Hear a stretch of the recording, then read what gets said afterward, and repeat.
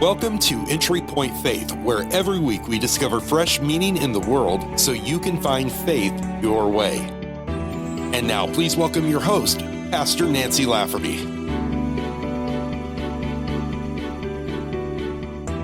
We all know the feeling, clenching our teeth together, cursing under our breath as we wait on an elevator that is taking much too long.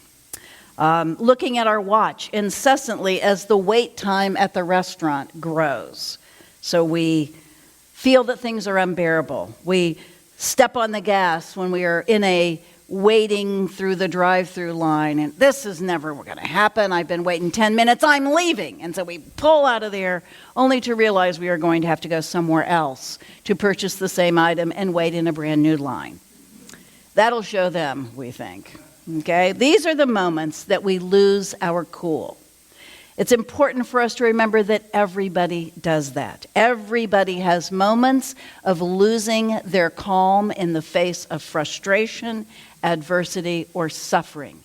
Every single one of us. Those are the moments we lose our patience. But we often wonder why it hits us at that particular moment.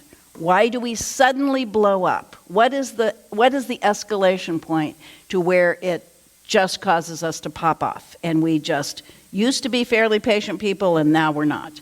Well, I found an explanation for that. According to Sarah Schnittker, psychology and neuroscience professor at Baylor University, we have expectations of what should be and what in an appropriate time to wait in line, or how quickly I should be able to get somewhere, or how someone else should act, or how I should feel. And when those expectations are violated, oftentimes that's when our feelings become dysregulated. Well, I've got good news for us today. With intentional practices, we can cultivate our patience, making it easier for ourselves to wait. Now, much of what I'm going to say for the next few minutes is taken from an interview between Kristen Rogers of CNN and Sarah Schnittker, whom I just quoted. She's a lot smarter in this field than I am, and so I'm going to rely on her wisdom. When we are impatient, it's important to realize what happens to us physically. The first thing that happens is we activate our emotions. And while that might sound odd, we don't go through all of our day with our emotions fully activated. We are often just kind of calm. We are thinking of nothing, or we are watching TV, or we're eating, or we're drinking, or we're just breathing. And we don't always have our emotions engaged, okay?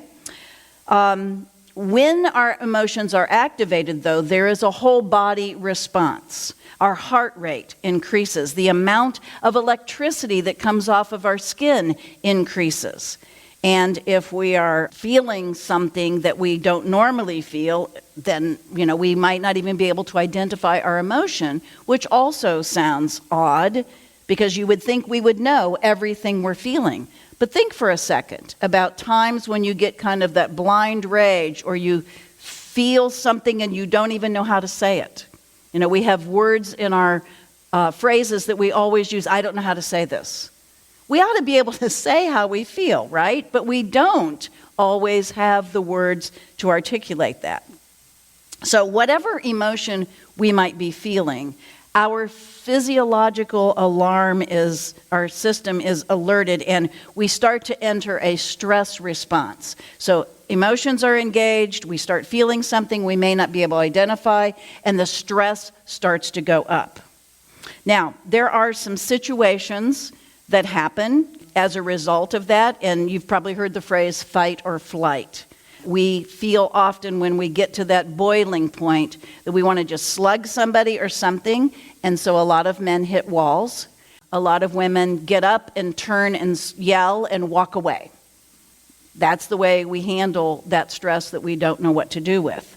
But there are some other situations that we can enact here. There are other ways that we can approach a situation that we can't control. One is to try to identify and then change our emotions. We have to figure out how to regulate what we're feeling and bring ourselves back to a state of calm.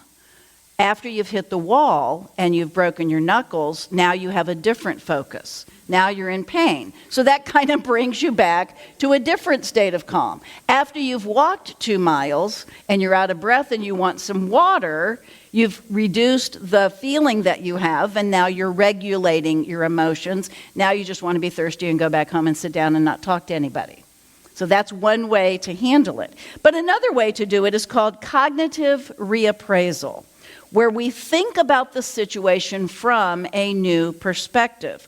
Or another approach is to use something called benefit findings, which sounds odd. But we ask ourselves what positives can come from this negative situation. These can help us to wait in the moment and actually build patience over time. And it's difficult to sit in the drive-through line and say, what benefit can I get from sitting here? Well, I can clean out what's in the door handle here. I can clean out my car right here. I can do this. I can send that text message. And so when we start thinking that way, we are doing benefit findings. Another option, my personal favorite, is to connect to our suffering, which sounds masochistic, but it's not. Asking ourselves what meaning is present in the waiting or the trouble that we are currently experiencing. That sounds esoteric and it sounds really weird, but it is helpful. This is what I try to do when I'm in a situation that I didn't want to be in, which sadly happens to all of us all the time. When I'm waiting for the pandemic to get fixed, I am trying to connect to the suffering. When I am forced to wait for my knee to get fixed so I can walk again without pain, I am connecting to my suffering. I say to myself, what can I learn from this? Well, the pandemic taught me that I was never in control of anything, even though I pretended I was. My knee has helped me to realize that what immobility does to other people with far greater challenges than I am having right now. This is a temporary thing for me. For others, it is a lifestyle. So that helps me to find unbelievable moments of gratitude for things that I took incredibly for granted. And I find new appreciation and understanding of the suffering that others have that I've never had to endure. This practice of connecting to our suffering is a resource that ironically helps us to cope with negativity. It doesn't sound like it, but it actually helps us to feel less depressed about our situation. Now, practicing patience is never on our bucket list. It's never on our to-do list. And it's often said in church settings, no one should ever pray for patience, because you'll immediately get a situation in which you have to practice it. When we are in the heat of the moment, it is very hard to practice patience. But maybe the next time we're waiting for the elevator doors to open, we can begin to build some patience skills so that when the stakes are much higher, we are better prepared. So let's move past the waiting on the elevator and the sore knee, and let's address the bigger challenges. People. Other people. Other people's needs besides mine. The people that we are in relationships with. How can we improve our patience in our relationships? So this might sound odd, but what is helpful is knowing what our goals and our purposes for the relationship is. For example, as a parent, I want to help this young child develop into a thriving adult. I want this person to be kind and generous. Now, keeping that in mind when you're walking through Target with your child in your arms, screaming and arching his back and throwing a temper tantrum might be difficult. But if we can remember that even this behavior that is so out of control for that child is part of what we need to address in order to teach discipline and self-control. That can help us to be more patient. In the context of a marriage or a romantic relationship or a friendship, we need to remind ourselves that there are always positives as well as this negative moment. Marcy, I won't always be like this. There will be more positive days. This moment that we're fighting, this moment that we're disagreeing with our friend is a blush. It is not all of the relationship. It is not all of the times. Schnickner claims that there are great benefits to becoming more patient. People who have higher patience tend to have more empathy. When we are stuck in traffic because of an accident, it helps us to remember that other people are also involved in the delay and in the accident. When we're waiting our turn in an unusually long line, we need to look around and realize this long line contains a lot of other people, not just us. This isn't just happening to us. This is part of all of us that are waiting, and it's uncomfortable for all of us. Research shows that people who are more patient have higher well-being, more life satisfaction, hope, self-esteem, positive emotions in general, and better overall health. We've heard a lot over the past 2 years about what the pandemic has done to our mental health. We know it caused us trauma and loss, and that we had to grieve many things, including the lives that we once had and the things we once did. But it is the uncertainty of all of it that has been so exhausting. And we need to admit that it has been 2 years of holding our breath, 2 years of waiting. Talk about practicing patience. 2 years of waiting for answers and solutions, waiting for life to make sense again. And we are not hardwired to maintain a 2-year vigil.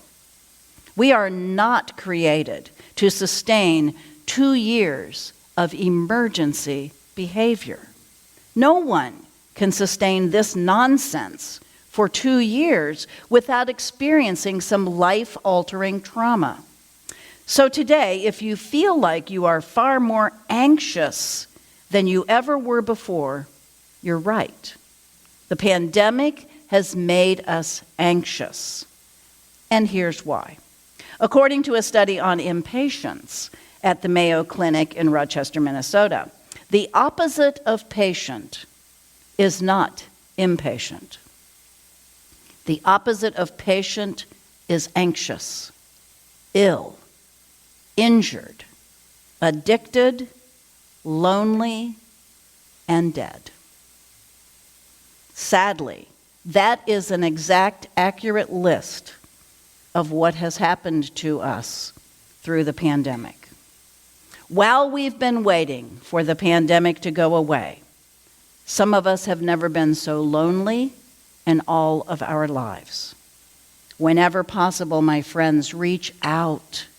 I just got a phone call the other day from someone I hadn't heard from for a couple of years, and he said, I've realized I need to talk to people. I've been sitting like a hermit in my house, and so I'm calling you today. And I said, thank you. Thanks for calling. Let's chat. Let's chat every week. Let's chat every day. I was so proud of him. He's very reclusive. I was so proud of him for reaching out. I encourage all of us to reach out to other people. Connect with others right here in this community.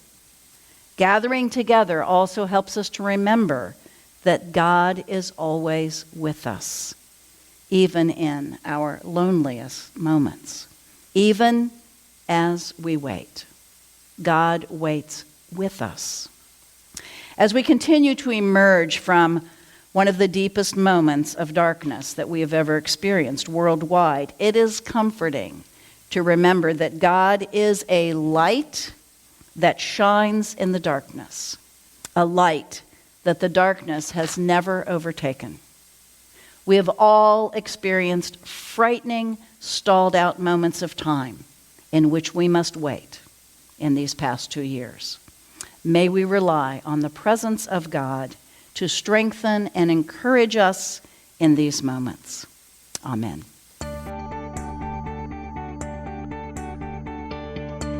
Thanks for joining us this week on Entry Point Faith.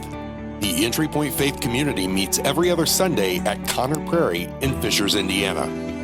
For more information or to join in person, visit entrypointonline.org.